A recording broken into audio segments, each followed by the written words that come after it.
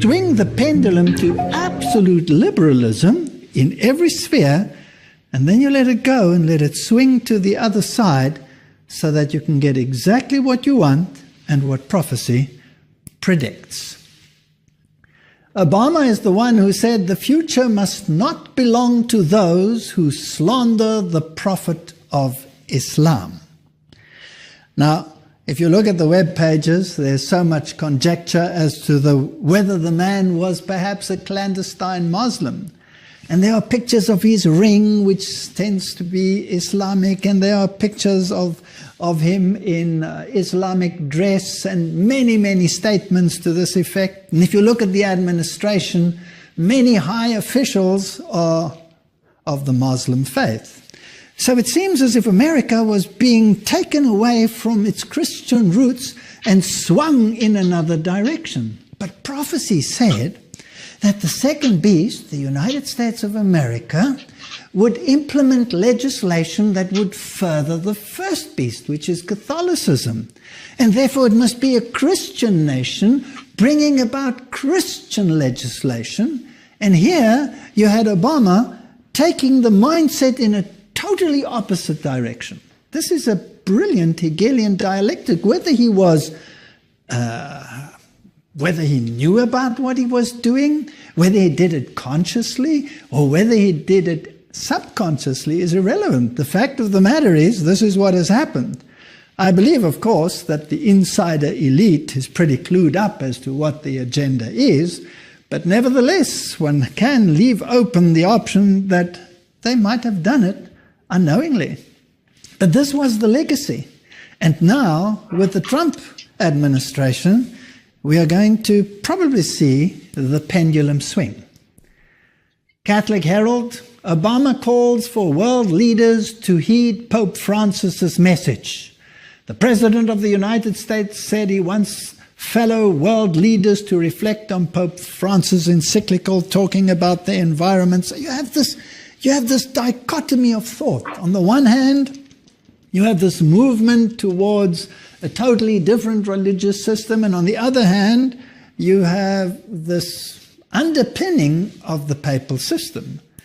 And under his leadership, you had the visit of Pope Francis, where he went through the entire procedure, almost like a president of the world being inaugurated, speaking from the balcony, which is a step higher than any of the presidents have done. So you have this dichotomy of thought. You have, on the one hand, the appearance that it's moving in this direction, and on the other hand, the realities of the laws that it's moving in another direction. And then you had the two opponents. You had the one standing for the principles of the right, the other one standing for the principles on the left, and it was a vicious campaign.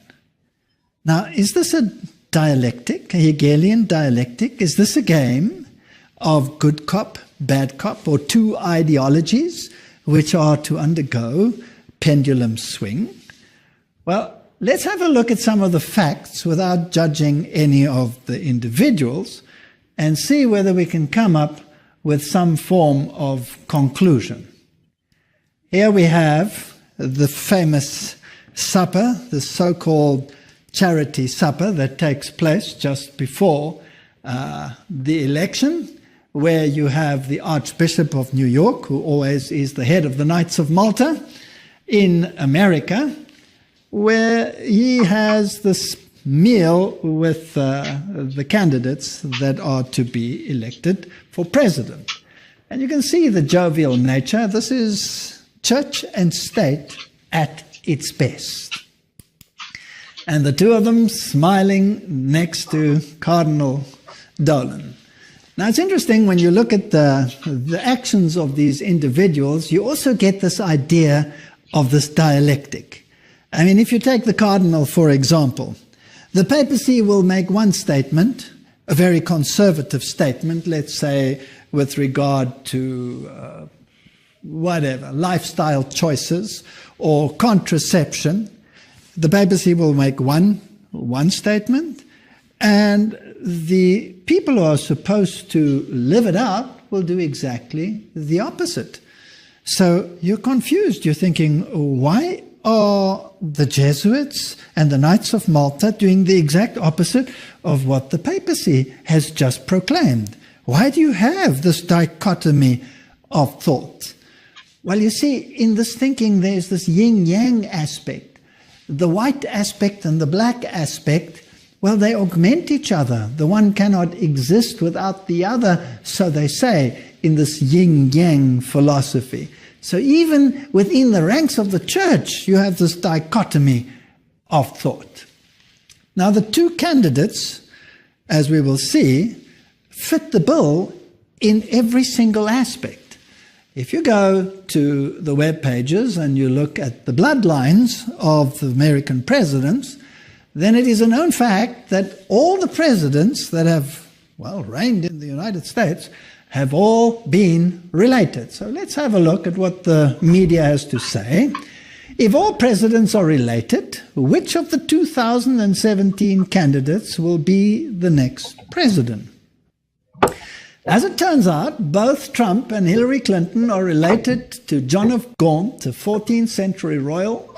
Gaunt was the first Duke of Lancaster, who was the son of King Edward III, according to MyHeritage. Trump is related through his mother, Mary Ann MacLeod, back to his 17th grandfather, John Beaufort, while Clinton is related through her father and the Rodham family back to the 17th great-grandmother, Joan Beaufort. The two candidates are 19th cousins, and so they both have the right bloodlines to continue this lineage. Now, that's another story as to why they should all be related. And it's fascinating that the Bible doesn't speak about the presidents of the world, it speaks about the kings of the world.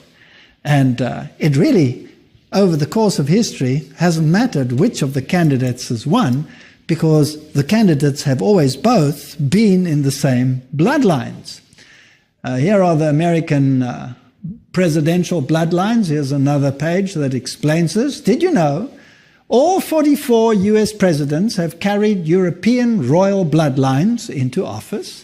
34 have been genetic descendants of just one person, Charlemagne, the brutal 8th century king of the Franks.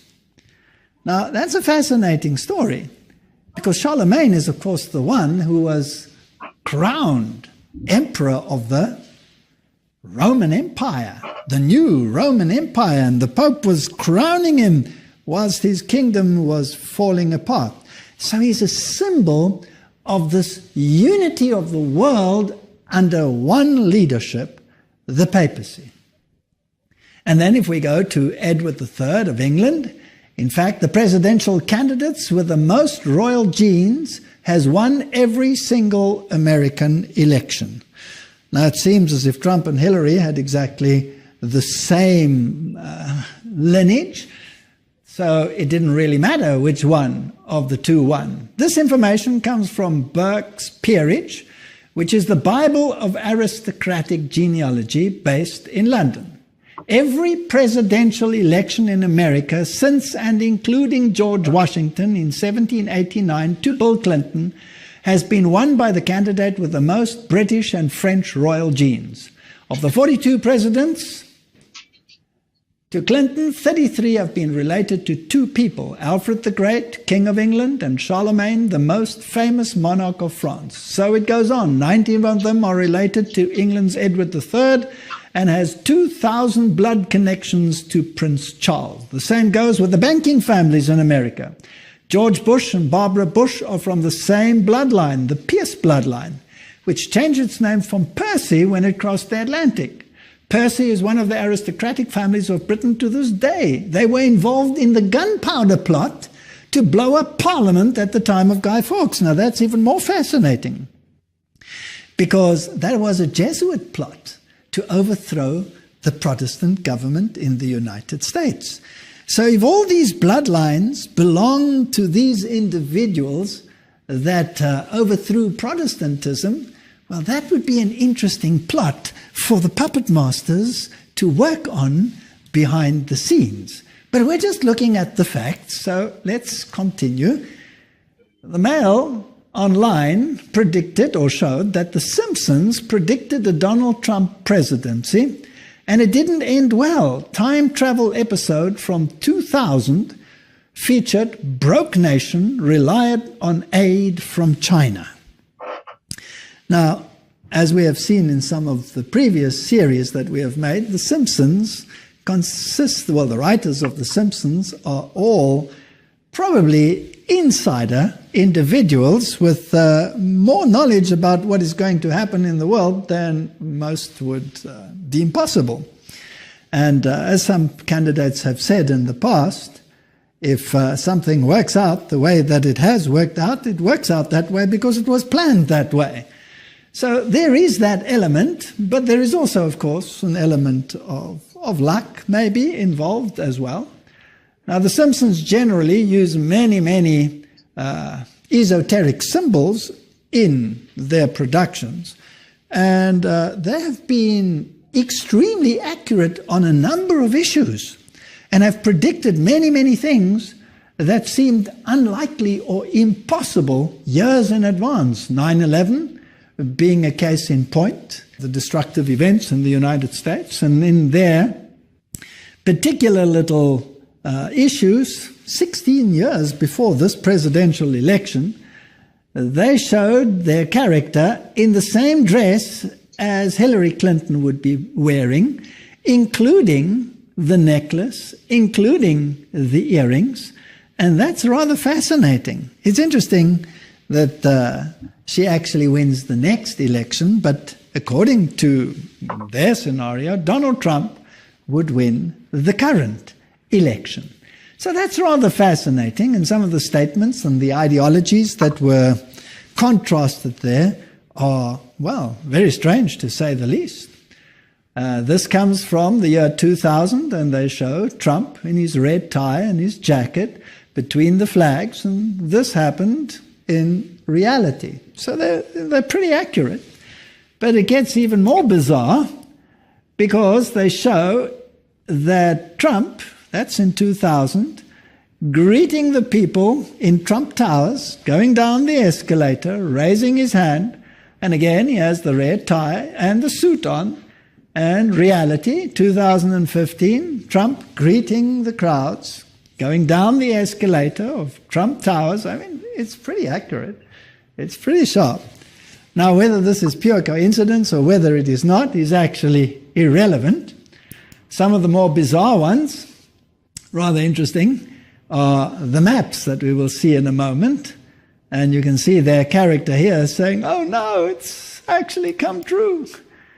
And this is the map that has been going around where they show what the distribution of the votes would be, but this is actually not quite accurate because this one was actually one that they used in the Romney campaign, so it doesn't apply to that previous one. But nevertheless, it's interesting that they show these red demographics, and of course this picture has changed in the present one, so you can not really use this one.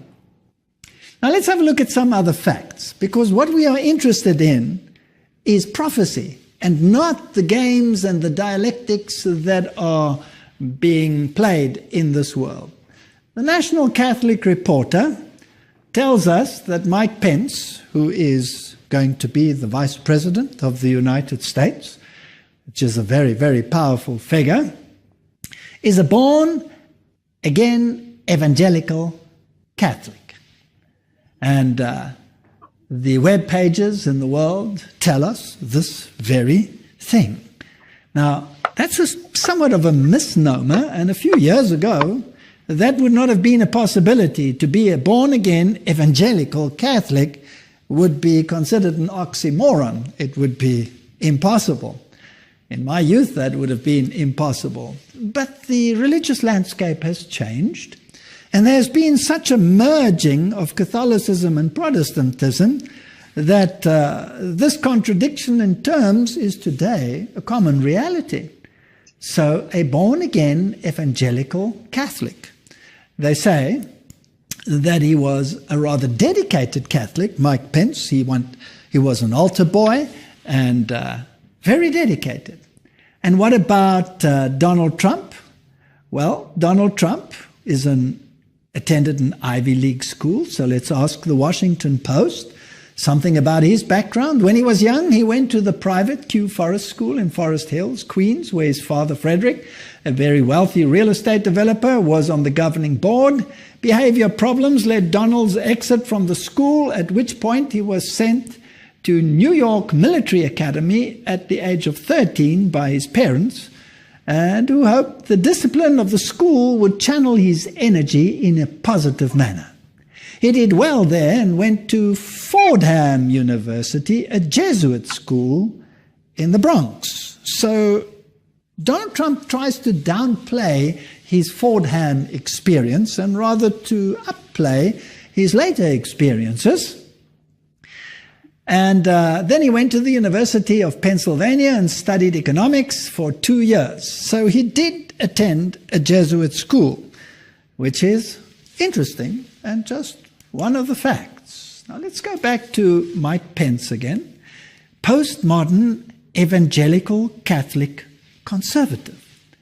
But Pence is also very much a creation of the last half century of American political religious life. Born and raised Catholic, he became a Catholic youth minister and reportedly wanted to be a priest. But according to interviews, Pence has given over the years, interestingly, has more recently declined to talk specifically about his spiritual evolution. While in college from 1978 to 81, he began blending his Catholicism with evangelical Protestantism. I made a commitment to Christ, Pence said. I'm a born-again evangelical Catholic. So here we have a Catholic vice president who is in a position to reach out to evangelicals. Now, it's fascinating that the other side, of course, had chosen Tim Kaine as their vice president. And the two met in debate, and apparently Mike Pence was the stronger candidate in that debate, or so they say. But nevertheless, would have made any difference because both of these are Catholic gentlemen. And let's have a look what the Harvard Divinity School tells us about Tim Kaine and Mike Pence and faith. It says that Kaine was educated at a Jesuit high school and has been influenced throughout his life by Jesuits. Often seen as progressive and open-minded in the US, he's also been called a Pope Francis Catholic. What does it mean to be a liberal Catholic reformer? Now, this is rather fascinating. So you have these high-profile Catholics as vice presidents, the one wanting to be a priest and was an altar boy, and the other one, all his training in Jesuit environments. Now, it's interesting that the Jesuits themselves say, or Ignatius Loyola said, that if you have to choose sides, then a Jesuit can choose one side and represent it to the point of death, while a fellow Jesuit may choose the opposite side and defend that to the point of death. That is the Hegelian dialectic, and it's fascinating how it works. So it really wouldn't have mattered which one of these two would have become the vice president, and it really wouldn't have mattered which one of these two would have become president. Now, before I even talked about this, I thought that Hillary Clinton would probably fit the modern profile somewhat better, but I also said it doesn't matter which one of them wins. But now on reflection, it becomes rather interesting that it went the way it went. Now, in the discussion here with these people from Harvard, Donald Trump's running mate, Governor Mike Pence, described himself as a born-again evangelical Catholic. Is this an unusual faith mix? And what does this combination say about his public service? And the answer? I'm not quite sure what Governor Pence intends to affirm by a born-again evangelical Catholic. He comes from an Irish Catholic background, was raised as such during college, Indiana, Hanover College. He had an evangelical religious experience under the influence of a non-denominational group. However, in the following years, he still considered himself a Catholic, went to Mass, worked as a youth minister at a Catholic church, and even thought of becoming a priest. However, in the mid-1990s, he joined the Grace Evangelical Church, which is affiliated with the Evangelical Free Church in America. One could describe it as a Baptist denomination. It was, however, the church to which he started to take his family in Indianapolis. At that time, he described himself as a Christian, conservative, Republican, in that order. In this description, the word Catholic was not present. So, when we look at these two, they are both capable of fulfilling the prophetic agenda. Pope Francis calls for unity between evangelicals, Catholics, and he said that division is the work of the devil. So they had to be brought together. So Pence is actually the perfect one, because he is both Catholic and evangelical and can bring them together. Pope Francis has called for unity amongst evangelicals, Catholics, and Christians from other denominations, emphasizing that we are one in Christ and warning that division between the groups is the work of the devil. The division is the work of the father of lies, the father of discord, who does everything possible to keep us divided, Francis said in a video message to a gathering sponsored by the John 17 movement. Now, the John 17 movement was a movement to gather all the evangelicals under one umbrella, under the papacy, or together with the papacy. Charisma News gives a very interesting insight. It tells us that Kenneth Copeland laid hands on Donald Trump and prayed over him. This is fascinating. Well, Charisma News is a very prominent journal. Earlier this month, we reported how Paula White set up an invitation-only meeting between the Republican presidential candidate Donald Trump and evangelical pastors. That meeting happened this week, and plenty of Pentecostals were there to lay hands on the billionaire, make declarations of his life, and pray. Beyond Paula White, also present were Kenneth and Gloria Copeland, and then another whole host of very prominent evangelical leaders. Where is this heading towards? Are we heading towards a union of church and state? Now, what is Donald Trump? Well, let's have a look. Religious News Services says, is Donald Trump now a born-again Christian? And when I read what the journal Christianity Today had to say about Donald Trump, about his remarks and his anti-woman statements and his wild statements, then they were, well, less than pleased, it seems. And now, afterwards, they're all scattering and trying to come together on these issues. Donald Trump has described himself as a Presbyterian and Protestant, a Sunday church person, which is very fascinating, and a collector of Bibles. Now, the presumptive Republican presidential nominee reportedly can add born-again Christian to that list too, according to one of the members of Trump's new Evangelical Advisory Board. So here you have a Sunday-keeping Protestant. Now, if you're going to reach out to the religious community and bring them together, wouldn't it be interesting if the Protestant reaches out to the Catholics and the Catholics reaches out to the Protestants? Then you would have a perfect mix. But I found this rather interesting and an interesting mix, because by some of his statements, it is hard to imagine that all of this is, perfect truth. Now, this was the statement that Donald Trump made to the Catholic world. Catholics are an important part of the American story. America has been strengthened by hardworking Catholics. From New York to California, the Catholic story is truly unique, and it's a great story. From marching for civil rights to educating millions of children, serving the poor, and helping define the pro-life movement, clergy and lay Catholics across the country have made countless contributions to the American success and the American success story. Washington politicians have been hostile to the church. They have been hostile to Catholics. They have been hostile to the members of Catholicism. My administration will stand side by side with the American Catholics to promote the values we all share as Christians and Americans. God bless you. God bless the United States of America. We will make America great again. So there you have Donald Trump reaching out to the Catholic community.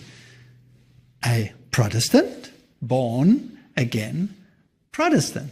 On the other hand, you have Mike Pence, who said, I'm a Christian, conservative, and Republican in that order, and left out the little fact that he was thoroughly Catholic. Let's listen to what he had to say. Greetings, I'm Governor Mike Pence. You know, it's my honor this year to serve as the Republican nominee for Vice President of the United States with my running mate, Donald Trump. I'm grateful to be able to join you, if only by videotape, but I'm not sure how they introduce me. The introduction I prefer is pretty short. I'm a Christian, a conservative, and a Republican in that order. And really, it's as a fellow believer that I'm particularly honored to be able to address you today. I know every one of us has our own story about how we came to faith. For me, I was raised in a family where faith was important. Church on Sunday, grace before dinner. But my faith became my own when I made a personal decision to trust Jesus Christ during the spring of my freshman year in college. That night, my heart was literally broken wide, with gratitude and with joy, when I came to realize that what happened on the cross, in some small measure, actually happened for me. And I have that same passion and that same sense of gratitude for what was done on our behalf. Years later, my faith has been tested, relied on more times than I could possibly count. All I know for sure today is I need him more than ever. And he's really the center of my life and the center of my family's life. You know, God's love really eclipses our failings. And as always, he's been a source of renewal and strengthening for this nation and for people of faith throughout our history. In these troubled times, I believe we stand at a turning point, when those who cherish faith, those who cherish freedom, those who cherish the sanctity of life and all the liberties enshrined in our Constitution should step forward and heed the call to action. I joined Donald Trump on the Republican ticket because I believe he has the right leadership and the right vision to make America great again. President Donald Trump will appoint justices to the Supreme Court who will uphold our Constitution and the rights of the unborn. Donald Trump will also sign into law legislation that will free up the voices of faith all across this country by repealing what's come to be known as the Johnson Amendment. The Johnson Amendment's literally been on the books since the 1950s, and it essentially threatens tax-exempt organizations and churches with losing their tax status if they speak out on important issues facing the nation from the pulpit. Donald Trump and I are both committed to work with renewed Republican majorities in the House and the Senate to repeal the Johnson Amendment once and for all. You know, the truth is that a careful study of American history has shown that the strength of our nation has come from our communities of faith. Throughout our history, it's been the voices of faith that more often than not have driven our nation to a more perfect union. It was the pulpits around the American founding that thundered against the tyranny of King George. It was the pulpits around America that spoke of the evils of slavery and brought an end to the scourge of slavery in America, even through a great civil conflict. And it was voices of faith and communities of faith that transformed our nation through the civil rights movement in our own lifetime, and we're a better nation for it. The choice today for all of us, though, could not be more clear. I've never seen a more dramatic choice in a national election in my lifetime. I truly do believe we're come to a time for choosing. And I think it's a time in the life of our nation when people who cherish life, when people who cherish our liberties, when people who cherish the great traditions that are enshrined in our Constitution should come together and support Donald Trump and our agenda to make America great again. In these troubled times at home and abroad, challenging times for American families, I'd like to encourage you to do one more thing, and that is to bow the head and bend the knee in the days that remain in this election. Pray for our country. But as you do so, please pray as Lincoln said was his prayer. Not so much that God would be on our side, but that we would be, in his words, on God's side. Because I truly do believe in my heart of hearts that what's been true for millennia is still true today. That if his people, who are called by his name, will humble themselves and pray, he'll again do as he's always done throughout the storied history of this nation. He'll hear from heaven, and he'll heal our land. This one nation, under God, indivisible, with liberty and justice for all. Thank you for giving me the opportunity to address you today. May God bless you, your families, this community of faith, your church, and may God continue to bless the United States of America.